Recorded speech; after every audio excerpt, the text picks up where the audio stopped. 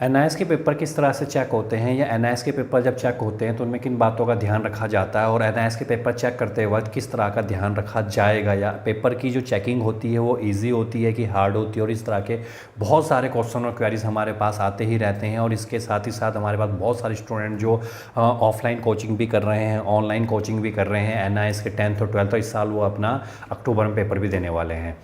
तो देखिए, चेकिंग का जो एक पैटर्न रहता है उसका एक फ़िक्स पैटर्न रहता है, वो आपका डिपेंड करता है कि आपकी जो प्रेजेंटेशन है पेपर की वो किस तरह की है। देखो, पेपर लिखना ही सब कुछ नहीं होता, पेपर में हमने क्या याद किया है वो सब कुछ नहीं है, सब कुछ है वहाँ पर आपकी प्रेजेंटेशन, कि आपकी जो प्रेजेंटेशन रहेगी वो किस तरह की रहने वाली है। अब बहुत सारे स्टूडेंट ऐसे होते हैं कि जो सिर्फ याद करने को ही सब कुछ मान लेते हैं कि हमने याद तो कर लिया, उसको ही लिख के आ जाएंगे और हमारे बहुत अच्छे नंबर आ जाएंगे, लेकिन ऐसा बिल्कुल भी नहीं होता। और कई बार हमने प्रैक्टिकली देखा भी होगा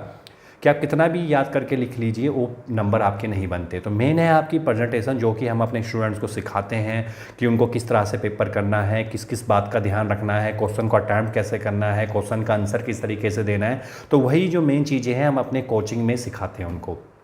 तो देखिए, याद आपको करना है, लेकिन पेपर की जो प्रेजेंटेशन है उसके ऊपर आपको ध्यान देना होगा। और यहीं पर ही जो एग्जामिनर होता है यहीं पर ही वो डिसाइड कर लेता है कि भाई मुझे इसको इतने नंबर देने हैं, इसको नंबर देने हैं। कई पेपर ऐसे भी होते हैं कि पूरा लिख कर आए होते हैं, फिर भी उनके 5 या 6 नंबर में उनको फेल कर दिया जाता है। और कुछ ऐसे स्टूडेंट भी होते हैं जो 5 या 6 सीटें भर के आते हैं, लेकिन फिर भी उनको पास कर दिया जाता है। तो यही एक डिफरेंस है प्रेजेंटेशन। आपको मेन जो पेपर चेकिंग का तरीका है, वो चेकिंग तरीका कुछ भी हो, सिर्फ एग्जामिनर को एक चीज़ चेक करनी है कि जब आप पेपर को करें तो पेपर की प्रेजेंटेशन आपकी कैसी है, आपने सेक्शन कैसा लिखा हुआ है, आपने क्वेश्चन की जनरल लाइन लगाई है कि नहीं लगाई है, आपका जो आंसर आया उस पर आपने बॉक्स बनाया है कि नहीं बनाया है, क्वेश्चन में जो पूछा गया था आपने उसका आंसर किस तरीके से दिया है, आपके पॉइंट आपने किस तरीके से लिखे हुए हैं। तो ये जो कंप्लीट डिसाइड करेगा, यही डिसाइड करने वाला है कि आपके जो नंबर्स हैं वो आपको अच्छे मिलने चाहिए कि नहीं मिलने चाहिए, और इसी के ऊपर डिपेंड करेगा आपका पेपर चेक होना। और कई बार इसी के ऊपर ही आपको ग्रेस मार्क्स भी मिल जाते हैं।